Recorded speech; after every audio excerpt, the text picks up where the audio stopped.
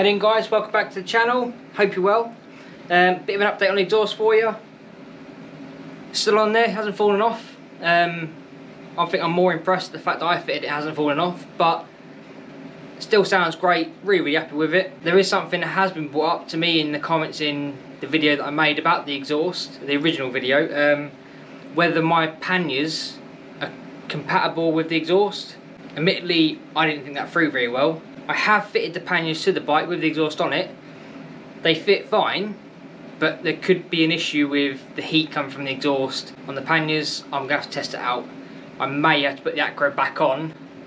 If I want to go on tours and stuff like that, just stop it overheating underneath the panniers, but I'm going to have to test it out and see how it goes. Lesson learned, I suppose. But today's video is going to be about this BMW satnav mount.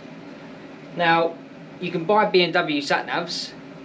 They're about £600–700 for a satnav, which I ain't paying for.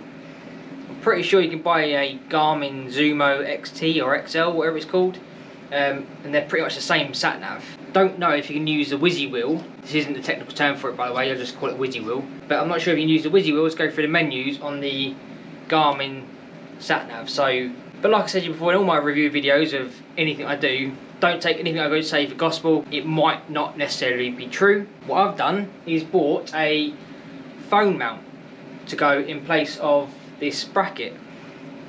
So I'll roll the intro and we'll get into it.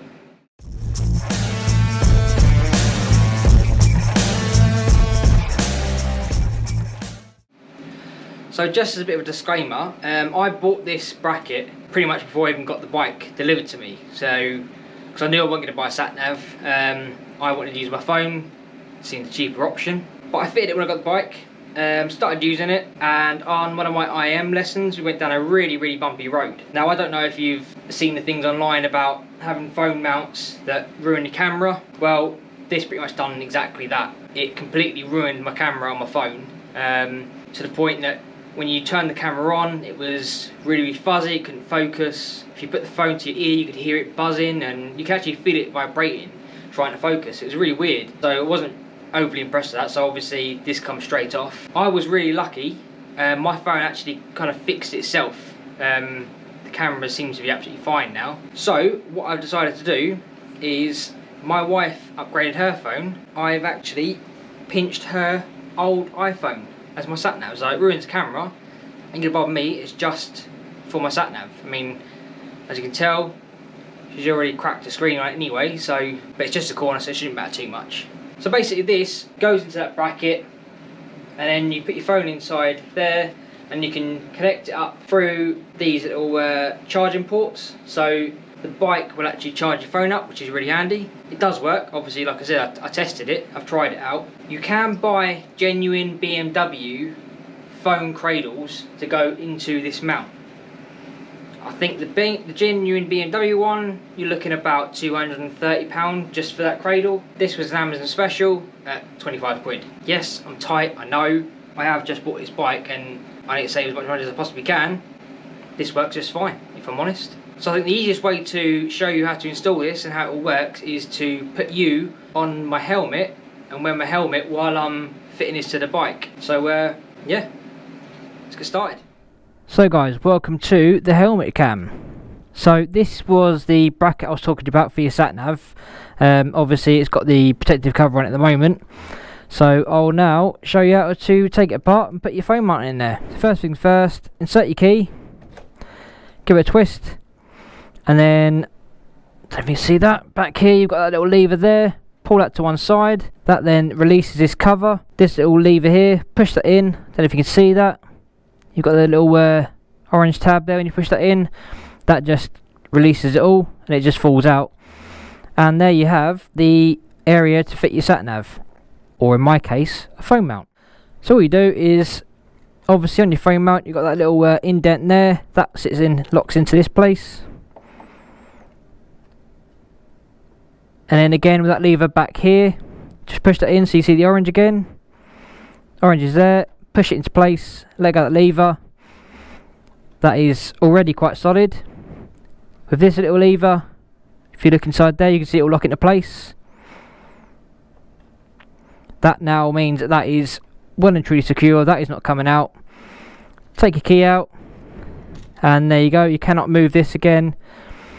That behind there doesn't unlock anymore, so therefore that is well and truly solid. It's good because it means you can't nick your phone mount, which is or your sat nav or what you've got in place. But because I'm using a phone, it doesn't necessarily stop people nicking the phone out the mount, because all you do with the phone, put it into place, and that's literally all it does. Is it sits there. I mean, you can in theory just come up and grab that and away you go. It's not really that secure, so just bear in mind you just take your phone out every time you get to the destination. Just use it as a sat nav. It's perfect for me. That's exactly what I wanted. So when you buy this mount, they do send you a wire to be able to charge your phone from the phone cradle, but for some reason they send you a pink or a rose gold cable. Why, I don't know. So obviously I binned that and bought myself a mini black and red cable. I mean, the bike's black and red, just seemed obvious to me. So the easiest way to show you how to plug all this in and get the phone working, I'll just go around to the front of the bike. So as you can see, you've got the USB port there and a USB port there. Just plug your phone in as you would if you was charging it. Plug that in there, USB into the USB slot, and that is pretty much set, ready to go. When it comes to being waterproof, obviously I wouldn't say that's waterproof. How you get around that is up to you. I mean, I probably wouldn't charge the phone if I was using it during the rain. iPhones are generally water resistant, so it should be okay, but I have got a like a little phone poncho thing to go over the front, at the top of that protect the phone, but just wouldn't necessarily protect this mechanisms from getting wet, so I wouldn't charge it in the rain. So now what should happen is I should turn the ignition on, and then you see the phone light up and be charging. Fingers crossed. And there you go, phone's charging. And then you just go onto Google Maps or any app that you've got for satnav, and away you go. You got your satnav.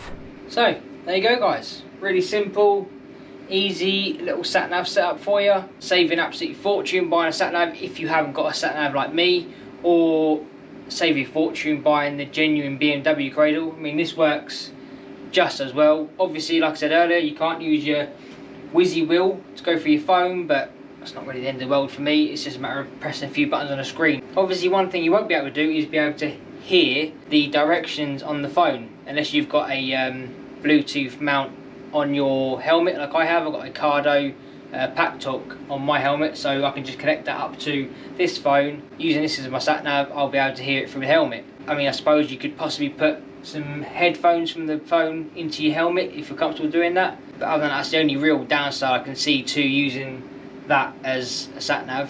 But then saying that, that would probably be exactly the same as you used a normal sat nav anyway. You're not going to hear that over the sound of a bike or a nice exhaust. Like I say to you guys, I wouldn't use your own personal phone in them mounts because they don't have any vibration dampening, so it's likely it could, probably will, ruin your camera on your phone. If you're lucky enough like me, you can get your hands on a spare phone from somebody, or you've got a spare phone laying around, use that one.